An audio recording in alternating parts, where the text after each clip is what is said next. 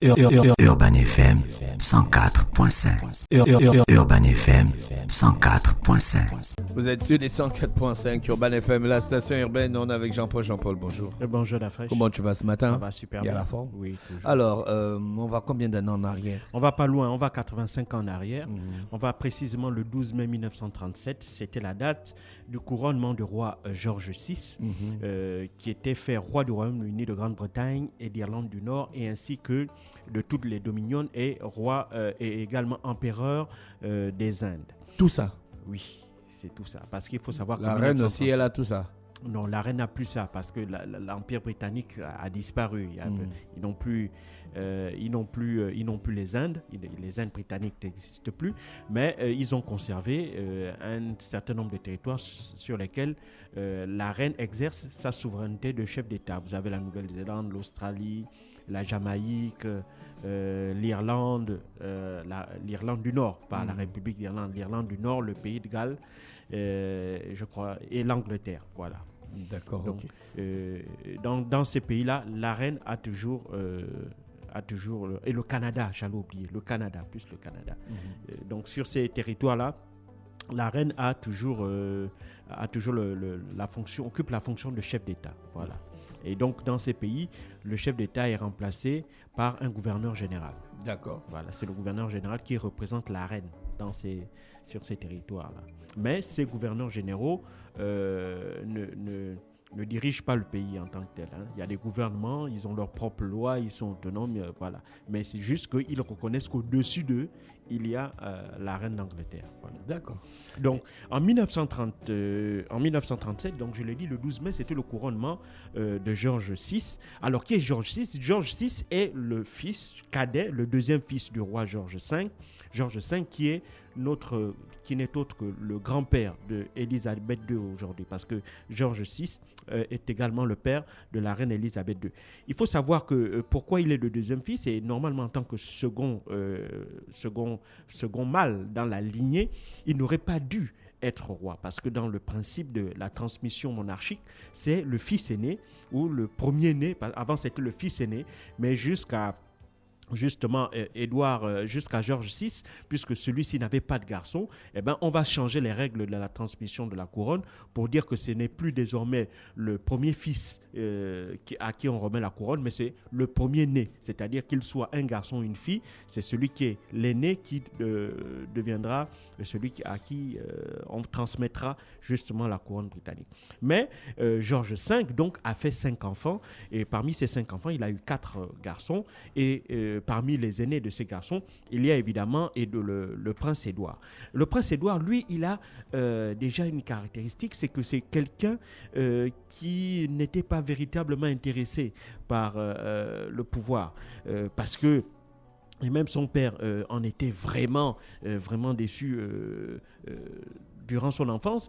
Le prince Édouard a toujours été quelqu'un qui aimait les fêtes, qui aimait les femmes, qui aimait l'alcool, qui aimait l'ambiance et tout ça, et qui n'était pas particulièrement studieux à l'école et encore moins intéressé par les affaires de gestion de l'État.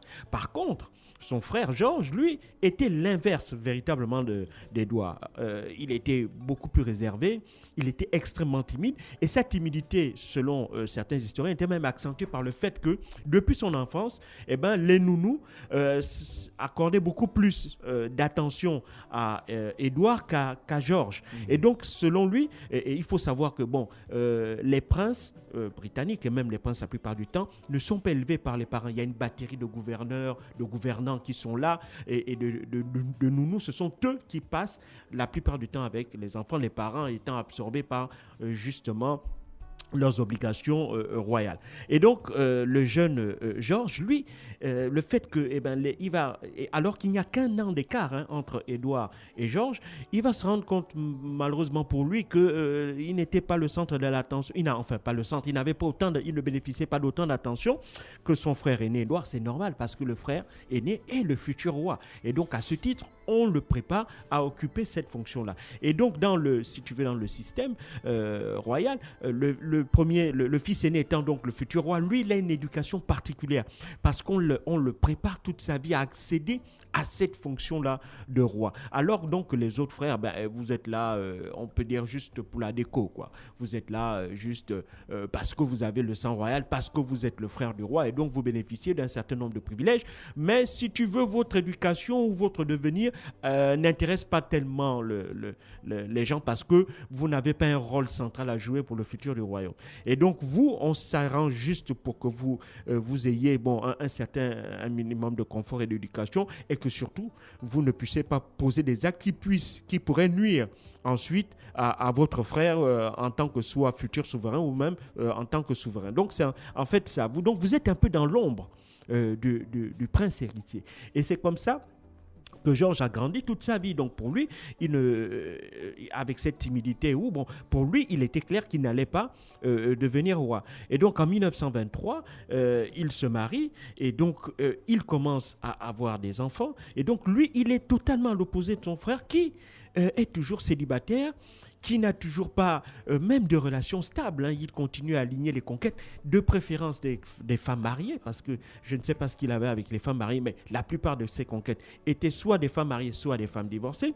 Et donc Georges V, le roi Georges V, donc le papa du jeune Édouard et du futur Georges VI, en était vraiment atterré. Malgré toute sa bonne volonté, malgré tous les efforts que Georges V va mettre pour essayer de mettre Édouard sur le bon chemin, malheureusement pour lui, ça ne va pas marcher. Et donc, lorsque le roi décède le 23 janvier 1936, comme le veut la monarchie, c'est Édouard qui doit lui succéder. Mais entre-temps, Édouard s'est entiché d'une jeune américaine qui s'appelle Wallis Simpson, qui a été 2 fois divorcée et il a tenté d'imposer à son père comme étant sa future femme. Or, Meghan, c'est l'ancêtre de Meghan, on dirait.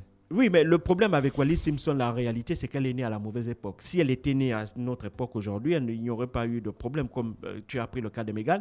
Normalement, Meghan n'aurait jamais pu épouser un membre de la famille royale, puisque elle-même, elle était déjà divorcée. Or, Wallis Simpson, malheureusement pour elle, elle est doublement divorcée, elle est catholique, et donc Édouard, lui, il est fou amoureux d'elle, et il veut réaliser une promesse qu'il lui a faite, c'est-à-dire qu'il a promis à Wallis qu'elle allait régner à côté de lui, il allait régner avec elle sur le Royaume-Uni et toutes ses dominions et sur l'Empire des Indes.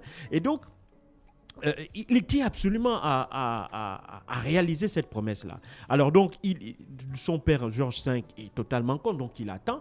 Et donc, lorsque celui-ci décède en janvier 1936, il se dit que je deviens roi. Et donc, comme je suis roi, je fais ce que je veux. Et bien justement, l'église anglicane va lui rappeler que non, il n'était pas possible pour lui d'épouser une femme divorcée, doublement divorcée, encore en plus que c'était une roturière, c'est-à-dire qu'elle n'était pas issue d'une lignée royale. Donc il y avait un peu cette double opposition-là. 1, elle est roturière, 2, elle est femme divorcée, et donc par conséquent, elle ne pouvait pas prétendre à devenir membre de la famille royale britannique.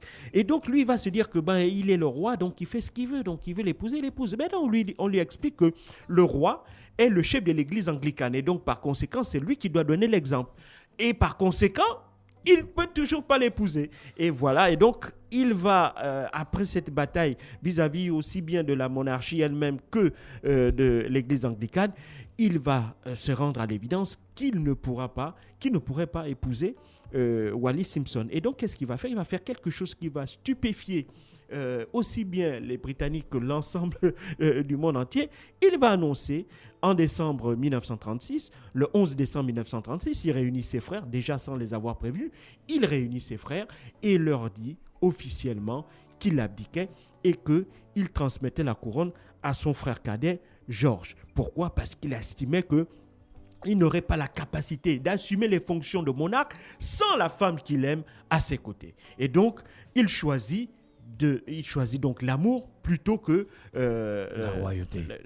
Plutôt que le devoir. Non, il choisit l'amour plutôt que le devoir. Donc, il choisit la femme plutôt que la couronne.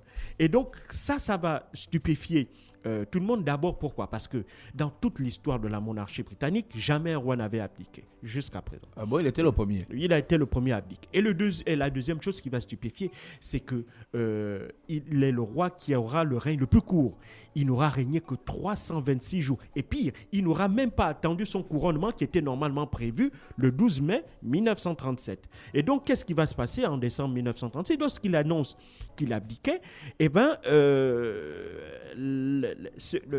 la date du 12 mai 1937 ayant déjà été choisie pour son couronnement, ils vont donc décider, la famille royale va donc décider de ne pas changer la date et de tout simplement changer le protocole. C'est-à-dire que c'est Édouard, le couronnement qui était prévu pour Édouard va l'être maintenant pour Georges et pour son épouse. Et puis, la deuxième chose, c'est que ça va avoir un effet dévastateur sur l'opinion publique britannique. Il ne faut pas l'oublier, on est en 1936. Il y a déjà de très fortes tensions entre les Anglais et les Allemands. On est au bord de la Seconde Guerre mondiale. Et donc, les Britanniques ne comprennent pas que dans une période aussi sensible, en pleine crise, en pleine crise diplomatique, en pleine crise économique, en pleine crise qui va aboutir justement à la guerre, et bien justement le chef se débite. Le chef disparaît, le chef décide d'abandonner le pays et de se consacrer à sa femme. Donc, vraiment, pour les Britanniques, ça va être terrible. Et une grande partie aussi des Britanniques vont en vouloir à Wallis Simpson en disant que c'est à cause d'elle qu'Édouard a décidé de rompre, disons, sa promesse de ne pas justement de jouer son rôle, jouer son rôle de souverain, parce qu'elle l'a détourné justement des Britanniques. Et donc, la pauvre qui vit en France, qui vit au sud de la France, reçoit à partir de ce moment-là des dizaines et des dizaines de lettres d'injures et voire même de menaces, parce qu'on estime qu'elle est venue pour déstabiliser la famille royale britannique. Elle a tenté de nuire, si tu veux, à tout un peuple et à tout un empire, en quelque sorte. Mais donc le roi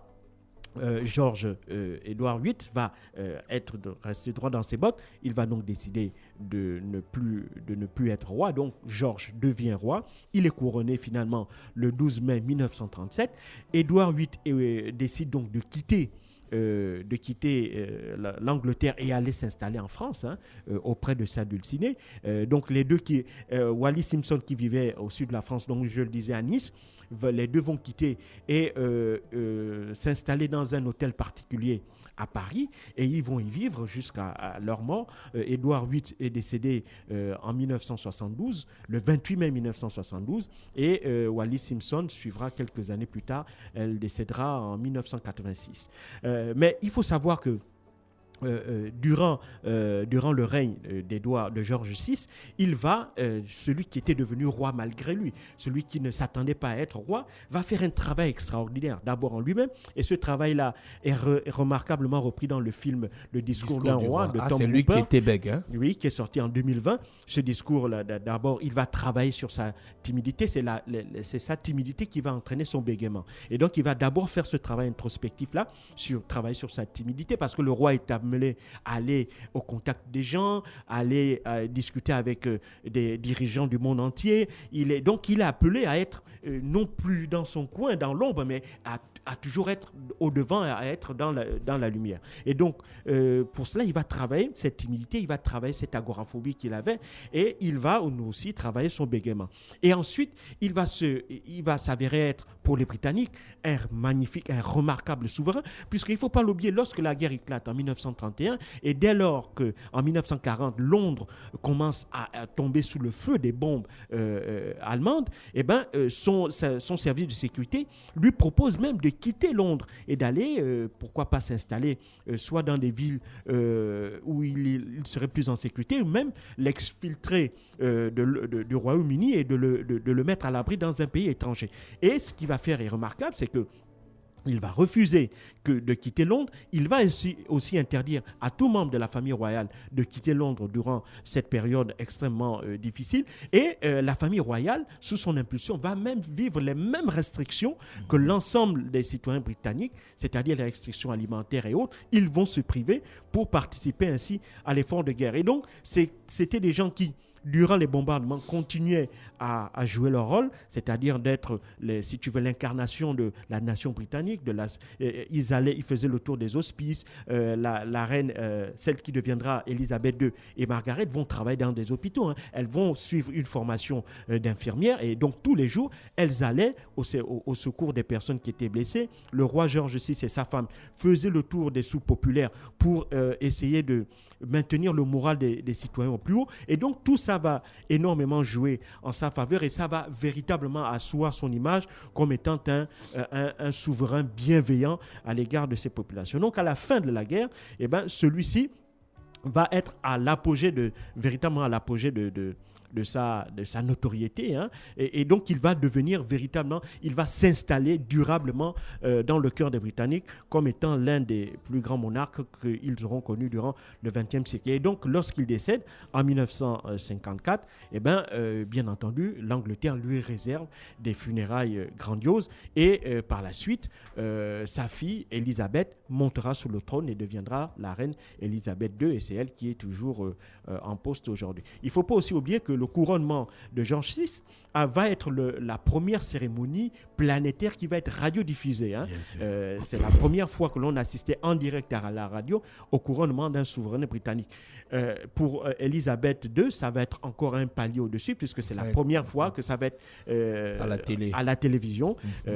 Au départ, la famille, pour le couronnement de la reine Elisabeth II, la famille était assez sceptique parce que, et surtout, le grand cardinal de Canterbury, lui était totalement contre parce qu'ils estimaient que normalement c'était une cérémonie assez intimiste et donc il y a une part de secret aussi que l'on devait préserver. Or, si on met des caméras de télévision, tout ce côté-là, un peu secret-là, va disparaître. Mais c'est le prince Philippe qui va vraiment, le mari d'Elisabeth II, qui va insister pour que cette cérémonie soit diffusée en direct à la télé. Et ça va être un véritable succès en termes d'événements médiatiques, puisque c'était la première fois qu'un événement était transmis dans près d'une cinquantaine de pays, et à peu près environ 1 milliard de personnes avaient suivi en direct le couronnement de la reine Elisabeth II. Et c'est à partir de là que véritablement la famille britannique va avoir cette aura planétaire-là. C'est à partir du couronnement d'Elisabeth II que tout le monde maintenant, à travers la planète, va commencer à s'intéresser à l'histoire de cette famille particulière. Merci Jean-Paul, avec nous ce matin sur les 104.5 Urban FM, la station urbaine, un big up spécial. Oui, aussi dire, ceux qui aiment les séries, ils n'ont qu'à suivre la série The Crown aussi. René Rue t'en parle, elle est fan. René Rue, toi tu es fan de la reine Elisabeth. Qui explique ça très bien. Je suis fan de la reine Elisabeth et en ce moment j'attends la suite de la saison. Ah bon, hein? D'accord. Tu es aussi fan de Robert Bruce? Oui, Merci Jean-Paul avec nous ce matin sur les 104.5 Urban FM, la station urbaine dans le Da Fresh Morning. Urban FM 104.5.